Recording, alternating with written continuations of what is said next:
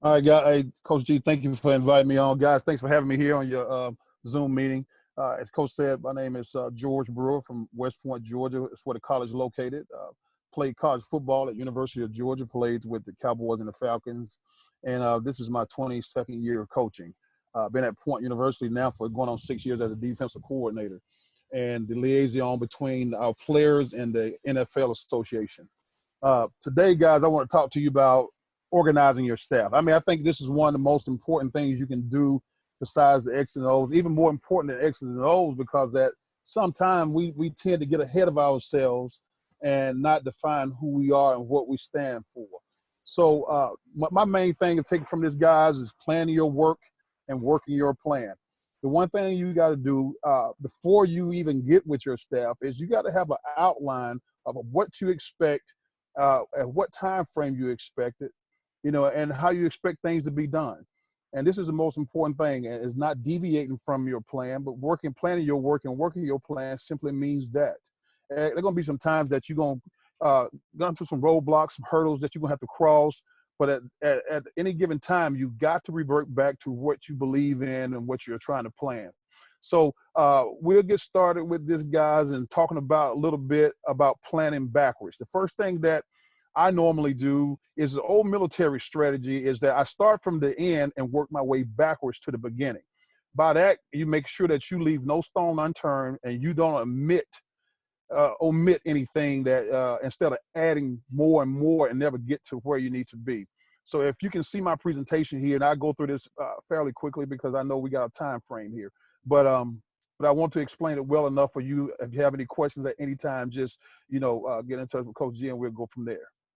All right. So the next thing for me is understanding is to define your expectations. Now, this is where a lot of coaches get in trouble right here. They define their expectations to the masses. So you'll see right here said, don't speak to the masses. Allow a coach to understand his individual role, giving him frontline empowerment. What that simply means that in order for a coach to take ownership, you got to explain to him what his responsibility is. And that way you don't run into the problem of a coach stepping out of bounds. So I think it's important, yes, to talk to your staff as a whole, but I think it's important too to put it down in writing, because as the old adage goes, that get measured, get cut. This has got to be in black and white. This is something, you don't, just like the kids, you don't want to say here that I told you what to do. You want to define on paper. And by doing that, guys, you got to spell out everything that he has to do in a daily job to get it done. All right. Number two for me, set in stone a time when quality, and if you notice right here, I say quality information should be completed. This includes format, templates, etc. My guys know, I tell them all the time, hey, I do not accept sloppy work. So you want quality work. If you're going to run a quality program, you want to make sure everything they turn in to you is going to be quality. And the third thing here for you to understand, we use Google Docs, and I'm quite sure you guys are using Google Docs as well. But here's the main thing about Google Docs. It allowed me to add my input without having to. Back in the day, we was doing pivot charts, so I had to email it to a coach, and he had to get it back to me, and I had to email it to a different coach. But Google Docs have allowed us to do simultaneously at this point in time, even enter your practice schedule. All of our practice schedules and things like that are on Google Docs. Okay, so let's get into some of the things that we want to talk about organizing your staff. The main thing is having a plan. Having that plan simply means that I want to know which direction in which I want to go with my staff. Okay, I want to define who does what. I want to define how it's done and how often that work should be done. By doing this, only thing we're saying is something that you guys already know, like I know here, is that in this situation, this is allow us to practice faster, to move faster during meeting time, not faster to just get through the meeting, but quality to get the job done. And here's the thing that we want to talk about here a little bit, the importance of time, okay? Now, I tell all of my guys, time is the most precious commodity a man have. Don't waste mine, I won't waste yours. This got to be spelled out from day one, because it's easy to get into a situation where we waste a lot of time. For us, I know we travel, we play on Saturday, we get back on Sunday, we come in for Sunday meetings, and the first thing guys want to talk about is either something with the game or something in their family, but we have a schedule to keep, okay? And the only way you can be productive by this is you got to have a blueprint about how you're going to go about your day. Once you now, and here it goes. Now we get into the coaching part now.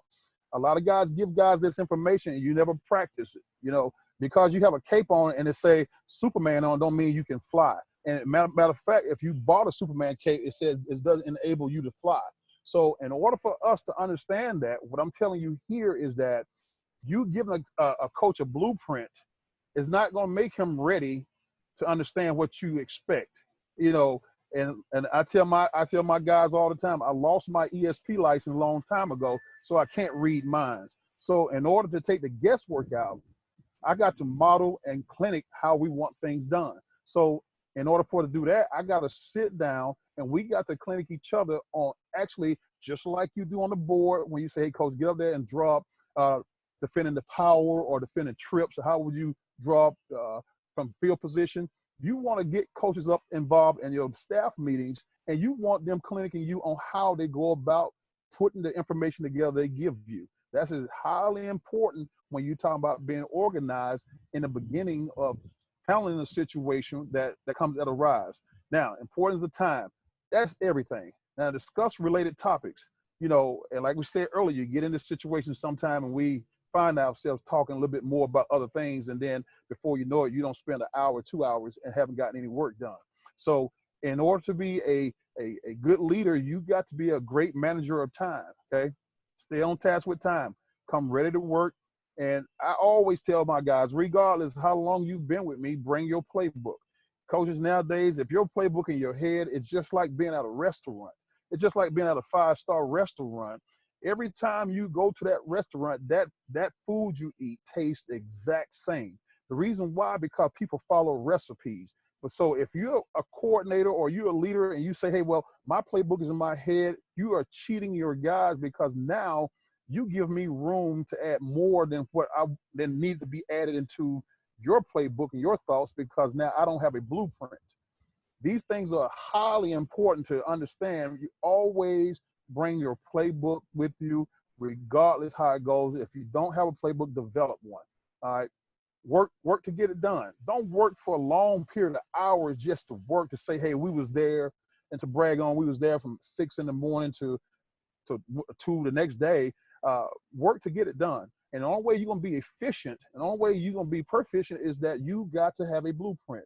And in this understanding your blueprint, we're going to talk about a little bit about what you expect. I'm talking from the standpoint of a defensive coordinator or even an offensive coordinator, spelling out what they expect from their staff and being organized.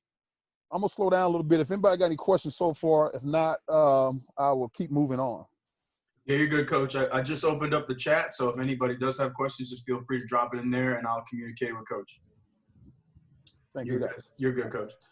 All right. As a defensive coordinator, now this is one I'm going to talk about organizing, and first thing I want to do is to teach guys and from understanding how to draw up templates. Now we actually give out information of the font, the size, and how that template's supposed to look. So when it's turned in for scouting, we understand where we're supposed to be. We'll get into a practice schedule a little bit later here in this presentation. In season, as a defensive coordinator, it's my job to make sure that I cover every aspect from first to fourth down, sudden change, understanding 2 minutes, 4 minutes of the game, halftime, gadget tricks. We all understand that. But in the process of understanding that you are a team and organizing your team, this is the way we organize our guys to make sure that they are breaking down what they need to break down. And in the game, they're looking for some things in particular in which they broke down in order for us to be successful. All right, so from a standpoint of a coordinator, this is my guys right here from a defensive tackle standpoint. Game day, I want to expel and everything they're supposed to do. I want to tell you what they're doing in game day. Do they have headsets on, optional, defensive front substitution, and hand signals? We all would go through a progression. If you're on the field, we're having a hand signal situation. But this is what his responsibility is during the week, and he's got second down and short. and he got second between 2 and 4 yard plus and 2 and 5 yards. He do third down in shorts. You know, he will always talk about blocking schemes. So he's gonna get up, present to us all the blocking schemes he's gonna see in that short yard situation, whether type of pass sets he's gonna see, stance tips, run plays between guard and tackle, and he's responsible for the defensive tackles test and notes, and that's great in production chart. Now, with that organization there, he knows now he don't have to do pass routes. He don't have to do the little things like that. He can focus on what's important in his scope right there and stay within, as coaches say today, stay in his lane so he can be more productive and understand how to tailor what we need towards practice. And everything we talk about organization here, it reverts out to practice. And we're going to talk about later in the role too about introducing new plays as well with that. Now, defensive end for us, because we on my level, we have defensive end and defensive tackle. Some of you guys do have that. And if you're just a guy that just do the entire defensive line, that's okay too.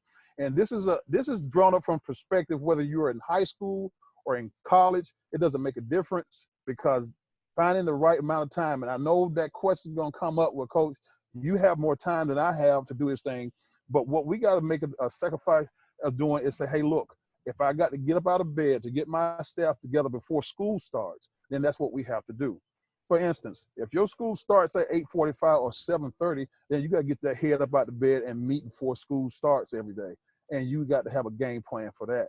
So don't do that on the fly. Now, the one thing about doing that on the fly, fellas, is that that create resentment. But from day one, when you present to them that is one of the possibilities of things that we're going to do, and when you call a meeting, it's not an issue. It's only when you call last-minute meetings that it becomes an issue because people have lives outside of football, and I understand that. Now, same thing with defensive end. It's part of the pass rush.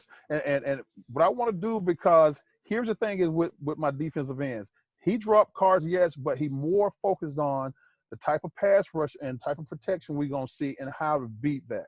So his job is a little bit different, but he's very crucial because now in a situation we telling our guys, hey, inside guys, you continue to rush to the quarterback and we're going to close this thing off and this guy going to peel off and fight for the screen, or he gonna type of pass pro he may see. So he giving stance tips, he giving the DN tests and stuff like that. But this guy for me, most of the time is in the box. And the reason I put him in the box because I got a defensive line guy talking to a defensive line guy, and his job is he know in his scope that he's watching the far side of the field. Now, this has to be practiced part of your organizational skill because when you talk about guys being in the box, it's difficult to put a guy, whether he's a young guy, old guy, and have him not watch the game. You have to practice this organizational skill. And what I'm saying to you is that you have to understand how important it is for a guy to focus on what's important across the other side of the field. So when you're talking with your defensive coordinator or talking with your head coach, it's a situation of communication. Those things are highly important and highly have to be recognized of what's going to happen on the field. Now, linebacker for us, and I'm a defensive line coach there, and formerly Coach Wheeler was our linebacker coach, and he's moved on to some other things, and we're moving on with another linebacker coach. So it's going to be highly important I get him on the same page that we're on from the standpoint of the head coach, from the standpoint of the coordinator, and from the standpoint of getting along with the staff and understanding his role. How do we do that? One is that we're going to have to model this whole outlook for him to be successful. Game day, all right, headsets, he's a run game and protection personnel near the bench. Second signal caller. Now, this guy can be in the box for us most of the time. Coach Willie was in the box. He's a guy up there talking to us. And what he's doing and basically telling us, and he's my right-hand man right there. He's telling me, hey, look, Coach, we may need a little pressure here. These are the organizational skills that he has to have in order for us to be successful. And based on personnel, so he's gonna draw up the third down situation, short yard package. And he gonna also tell us pretty much in our organizational package, hey, look, this guy here is what we want to focus on, and these are the blitz ideas that we can bring pressure and our underneath route. Now, when we talk about our underneath route, in our organizational package here, we always talk about Dallas drill.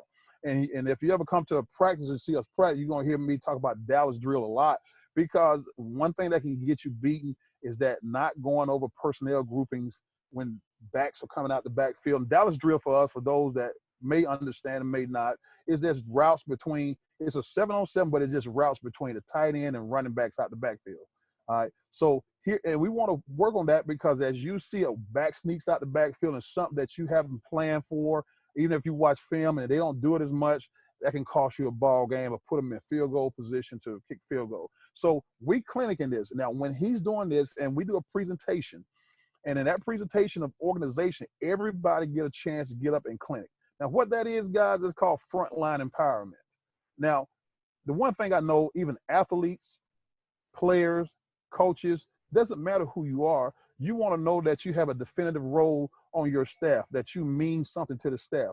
The only way you can do that without giving guys titles is do frontline empowerment. That means that they feel like they got a role in your organization to be important. And that's the only thing people want to know. Do I mean something to you? And once people realize that, they are buying into your organizational charts about how you're doing things. So how do we continue to go by? And I'm just going to continue with this with the defensive back, so you can just kind of see what his duties and responsibilities are. I have two guys in the box. Normally going to be the linebacker coach and a DB coach, so they can see the field and see a little bit more of the spread of the situation, things spread out, personnel groupings, and they understand what we're looking for in that box, because once again, this is a situation that's been clinic to us. All right. In season, he got pass scouting reports, third down and long package, motion shifts and trades. Now, you're going to hear us say, and the thing that we're clinicing, we talk about organization, is that we're going to talk about our jargon. The jargon we use every day is that we want to make sure that our fighters are fighting and our effers are effing. So that's something that, what we're saying is the guy that's fighting for us is that we keep those linebackers, and they know, and reason why the linebacker coach and the linebackers don't handle shift, trades, and motion is because we want those guys fighting up in there. Now, the guys that handle the other stuff, we call our efforts. And I think you understand what I'm saying without having to say something that'll offend anyone. But those guys, we don't say that out loud because we are a Christian university, first of all. But the thing about it is that they understand they handle on the back end all the shift, trades, and motion, and they handle all that stuff that happens in those situations. He drawn up pass card, quarterback tendency, and pass, we must stop. So here we are, everybody rules and regulations are defined out. And of course, there's a little bit more that goes into this, but here's the importance of understanding the preparation of your staff. All right. Set up your drills, and this is what we're planning. All right. So this is how we plan to, when we talk about preparing, how we plan at Point University preparing our staff here. Set up your drill according to what you're going to see from your opponent. I have my coaches, they know from day one, they're going to write a coach's manual. Now, the reason for this is that writing a coach's manual will allow him, I tell them go from A to Z about their position and what they know. It has nothing to do with me. It's about the information and the knowledge they know and how they can put it on paper and then divulge it to their athletes to make it make sense. With this right here, guys, there's always some drill that you have forgotten or some things you've done in the past that have been successful to help you get prepared for a game that's in your coach's manual, okay? They go through that coach's manual quite often to look for little clues and context clues as they get a little bit down the line of things that need to be done every day. So what we're gonna prepare ourselves to set up drills, and we're gonna talk about those drills, how we're gonna face our opponent. We don't just want to do every drill in our arsenal every day. So we talk about that in our organizational meeting, and that's a big thing. Have what you're going to do work as well thought out before stepping on the field. With that is that we talking about, hey, I'm gonna plan this. This is the area in which we're planning. All this is in our backwards planning when we talking about practice, setting that up, talking about practice ends at this time. We're gonna secure practice at 6 o'clock. So, hey, at this time going backwards, we want these things to happen. So in this process here, all right, we want things well thought out, when it's supposed to happen and how it's supposed to happen. All right, how to install a new drill. This is how we do it. We're gonna meet every day. As a defensive staff, we're gonna meet every day with our team.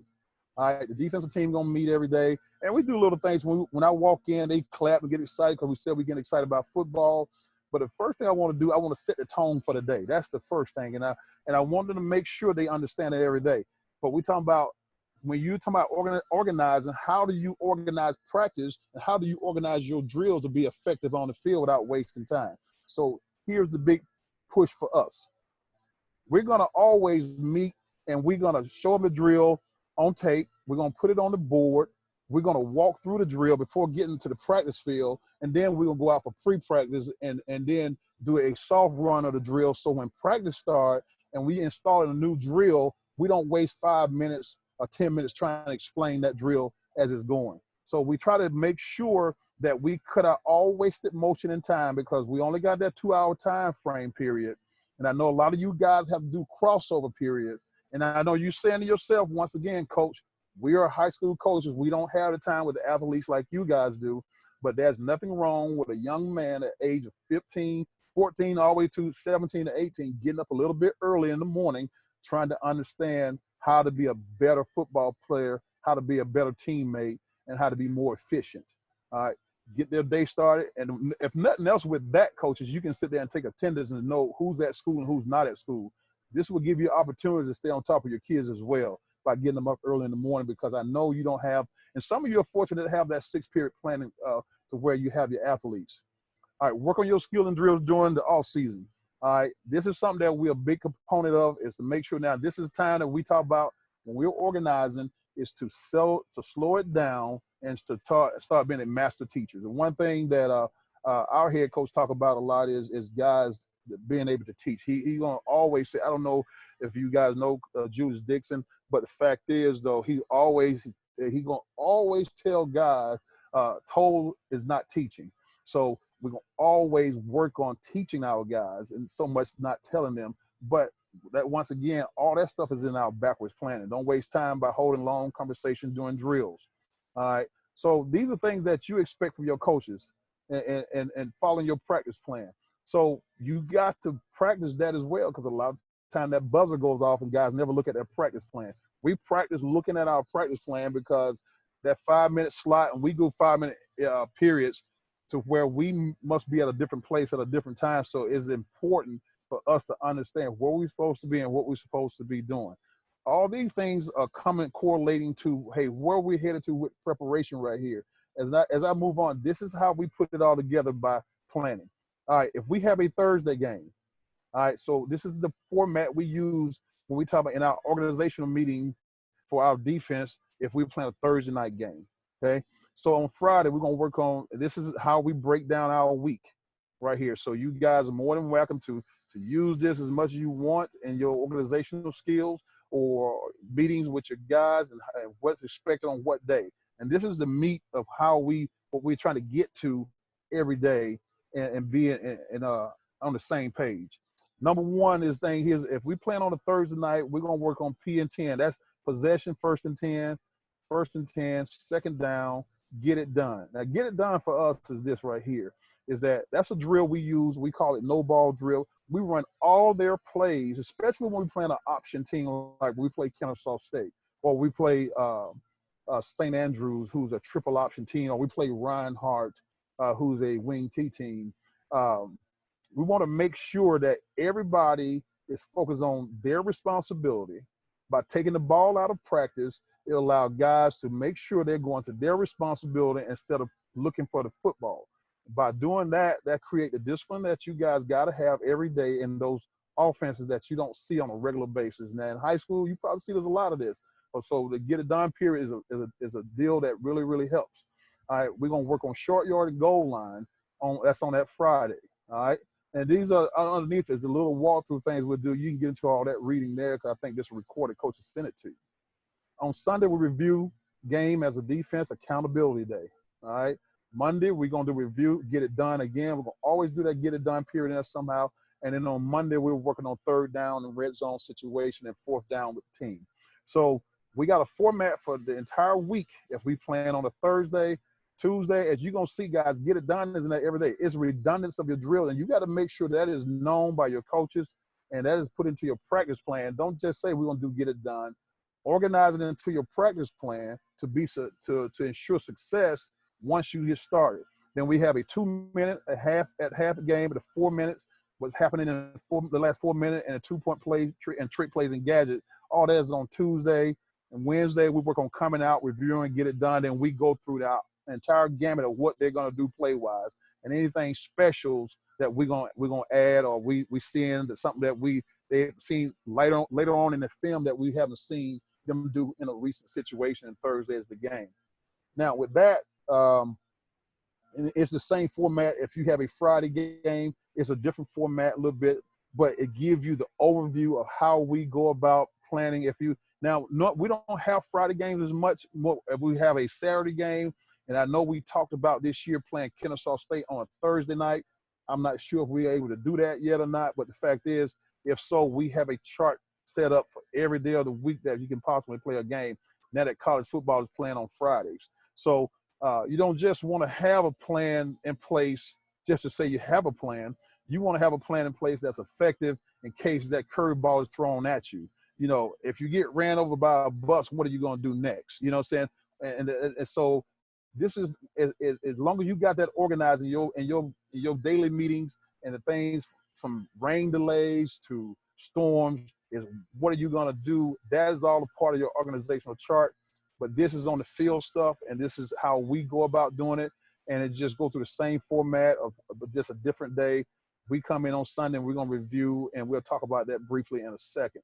But we're going to go through possession 1st and 10, and then we're going to go through 1st and 10, 2nd down, get it done. As you're going to see that in every practice we're trying to do and try to understand what's our responsibility and duties. So this is something that before we get to the players, this is what we go through with as our coaches, and we clinic on that. So we'll review each other on this. And I know you said, well, coach, you know how you sit there, but we sit there and talk about 1st and 10 through film, possession 1st and 10. And then we talk about 1st and 10, and we talk about 2nd down. And we review and then we clinic each other on this, what we've seen. So we'll come in the morning time. Normally we get there about 6:30 during the season. 9 during non-season time, but 6:30 in the morning, and then we get to work on what we have to do. We have a short meeting, then we'll break off and we come back after lunch, and then we'll present to each other about what we found out about that team on a Sunday morning. We come in after church hours, and then next thing you know, here we are, we're in full golf. So we're gonna work on Sunday because we travel so far, and unlike some of the bigger colleges, we don't have the luxury of flying, so we have those sometimes 8-9 hour bus trips. So Sunday we come back in, and it's pretty much a film study with the guys. We're doing the production chart to make sure they're graded, and then making sure the guys go out through correction on the field, and then we have a brief meeting with the coaching staff so we can start our breakdown process. All right. So now, just going back, I know I got off a little bit there, but Wednesday, get it done. We're gonna do a 2-minute halftime game plan. And one thing we organize as well, guys. We organize our halftime and we practice our halftime just like we practice the game. We got a period. We got 4 quarters in our halftime period, which includes the head coach talking in the end, and we come back together all for the head coach. But we have different areas that we're gonna do, and then we'll come together like that. So we organize our halftime as well to be efficient, to get back on the field on time and be ready for the second half. All right. And then on Thursday, we'll do coming out because we travel on Fridays. We got a home game. You know, those are light walkthrough days. And we're always going to count reps on defense. We count reps to see, hey, how many reps we got in this, and make sure that, hey, these guys got it second nature. All right. And then, you know, ultimately, here it is, Saturday schedule, and understanding how Saturday schedule go. It's no different from the other schedule. It's just that a little bit time length is and in that situation right there. Now, here's the thing that I want you to understand is that accountability is messy work that keep you squeaky clean in the end. So if you don't have an organization chart, if you don't have your thoughts put on paper, and guys don't understand what you're doing, they can't be held accountable. And I know a lot of the times from a coaching standpoint, we tend to hold our players accountable and not the coaching staff. And that's a mistake. One thing I always say is everything should be held accountable. There should never be an exception to this rule. When it comes to putting out quality work and the things that you have to do, and the only way you're gonna put out quality work, coaches, is that you got to be organized from where it goes. My advice to you is to take your season, plan back with coordinators or even head coaches if you're on here, or assistant coaches. You know, you the head coach of your position. Take your information, start from the state championship game, and plan everything you want to get done going backwards to the beginning. By that, you make sure you don't leave any stone unturned. But your organization chart don't have to be something that you got to put 3 or 4 hours into every day, because if you put so much time into trying to be organized, the only thing you're going to be good at is organizing. And the name of this game is getting that information out to the field, and the purpose, the sole purpose of being organized is efficiency. You want to move fast enough to the point where you get what you have to get done in a proper time frame. Now, I didn't say rush through that. I didn't say do this and say, hey, look, just to get through it, because that'd be a mistake. We call that we don't rush to failure. That's a term I got from the military, is that we don't want to rush to failure. So what we want to do is make sure we move efficiently so we don't waste time, but we want to make sure that our guys have the information the way we have it. We on defense and with our staff, we post everything, because one thing in our organizational chart and our organizational training we talk about, once guys know and exactly what they have to do, they can make their minds up to get it done that day. What I'm saying is that in your organization be talk about when you're a coach, you say, I got one more sprint. You got one more sprint. That kid is gonna pretty much loaf until he hear that word one more. And then when he hit one more, he wins the sprint. And you saying to yourself, hey, you could have been winning the full time. But and the real case is, if you post your practice schedule, and you got to talk about that with your head coach. You got to talk about that with your coordinators. You post your practice schedule or you post conditioning. What happened is that they can make their mind up to say, hey, we got 10 110s today. I can make my mind up to sell out on 10 110s, and you have a more efficient practice. So that's how we go about keeping our staff organized. And the only importance of organization is to make sure everybody's efficient at giving and providing what the head coach want and what the coordinator want on a daily basis. Any questions, coaches? We're good at the moment, Coach. All right. So that's what we do. Now, that's another component in which we use is a much longer component in which we talk about how everybody present. And I can get that to Coach G, and he can get it out to you. You guys are welcome to look through that. And if you can use it, use it. We are a 4-3 defense, and we are 4-read defense. So even though the one thing about this component is that it has nothing to do with if you run a 34 defense or you run a 3-3 stack or a 46 bear. It's about making sure that your people that's under you, that you're responsible for, is on the same page as the head coach, yourself, and the remainder of the staff. The only way you can do that, coaches, is you got to remember the old adage that get measured, get cut. Put it on paper, put it in a manual, give it to your coaches. Now, once you give it to your coaches, you got to model that for your coaches. A lot of time, I've been on a lot of jobs when I worked in high school where, hey, I was thrown in the fire, and then you make a mistake, and then you get chewed out when nobody have ever trained you on what to do properly, because you just shooting from the hip. Now that creates frustration.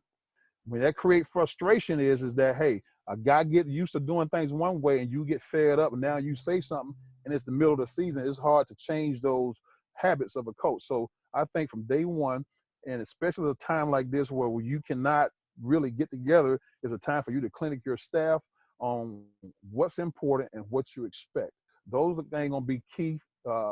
And it's no right or wrong. It's about what you see and what you feel is important. As it goes back up to the top of here, and I truly believe in this right here, is planning your work and working your plan.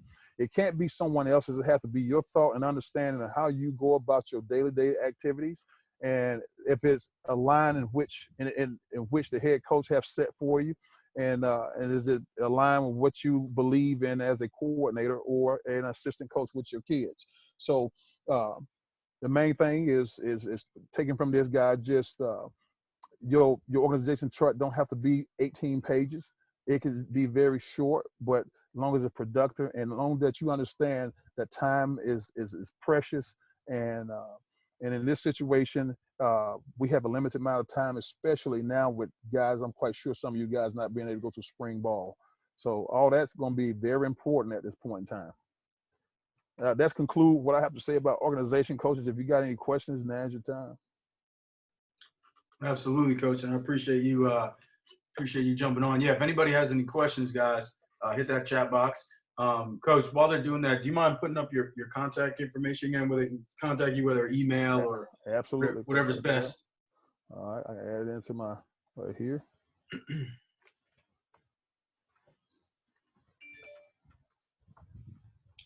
Yeah, I know it was asked before in regards to just this presentation, if it would be available. Yes.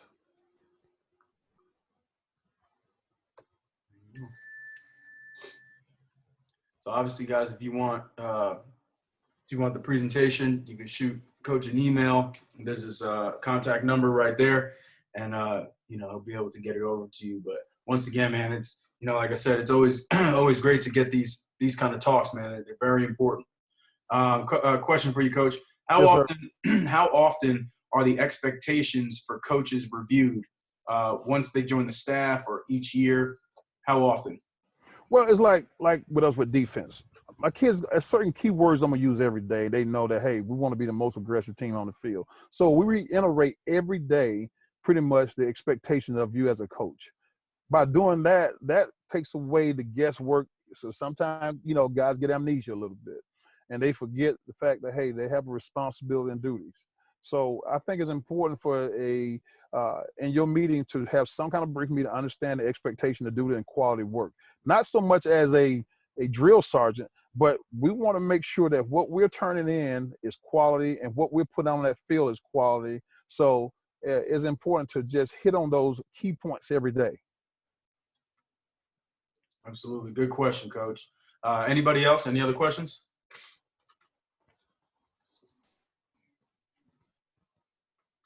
Good deal. And of course, as Coach alluded to, this was recorded and will be available on the drive.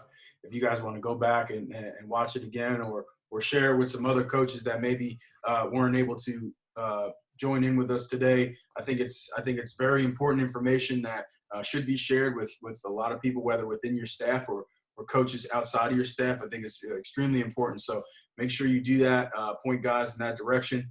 And once again, this is vital information that you need. And as Coach said, I mean, not even just being a head coach or a coordinator. I mean, position coaches as well. You're the head coach of your position. So being able to, keep your group organized and, and maintain that is just as important. Yes, Coach, it'll be the link to the drive is in my profile. So if you just click that, you'll be able to access it. Absolutely. Once we conclude here, I'll upload it. We'll be good to go. Absolutely. Okay. Yes, sir. Yeah, anything I can help you guys with, whether it's, with film breakdown, anything else I can help you with, I'd be glad to help you guys as much as I can. We, as always, we're open to recruiting, and we want to make sure we bring in quality kids, and it shows that you guys logging on and everybody's trying to get better. So we'd like to establish a relationship with you guys here at Point University, and which is important for us. It's vital for us in order for us to continue things the way we're doing it. And it's good practice for you guys as well to make sure your kids get off to school. Absolutely. I'm glad you said that, Coach.